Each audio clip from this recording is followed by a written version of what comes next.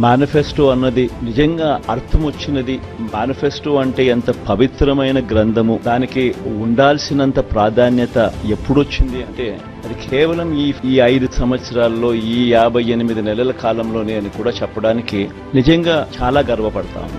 మేనిఫెస్టోలు అంటూ చెప్పేవాళ్ళు ఎన్నికలప్పుడు రంగురంగుల కాగితాలతో, రంగురంగుల ఆశలతో, రంగురంగుల అబద్ధాలకు రెక్కలు తొడిగి ఒక డాక్యుమెంట్ లా చూపించేవాళ్ళు. ఎన్నికలు అయిపోయిన తర్వాత ఆ డాక్యుమెంట్ ఎక్కడుంది అని ఎవరైనా వెతికినా కూడా కనపడని పరిస్థితి. ఎన్నికలు అయిపోయిన తర్వాత ఆ మేనిఫెస్టో డాక్యుమెంట్ ఎక్కడ దొరుకుతుంది అని అంటే చెత్తబుట్టలో కూడా దొరకని అద్వానమైన పరిస్థితులు మనం అంతా చూసాం. కానీ మొట్టమొదటిసారిగా ఒక మేనిఫెస్టోను ఒక బైబిల్ గా, 2019 మన మేనిఫెస్టో ఒక బైబిల్ గా, ఒక ఖురాన్ గా, ఒక భగవద్గీతగా దీన్ని భావిస్తూ దీన్ని ఇంప్లిమెంట్ చేసిన పరిస్థితులు, దీన్ని ఇంప్లిమెంట్ చేసిన విధానం బహుశా దేశ చరిత్రలోనే ఈ 58 నెలలు అన్నది చిరస్థాయిగా చరిత్రలో ఎప్పటికీ కూడా నిలిచిపోతాయి.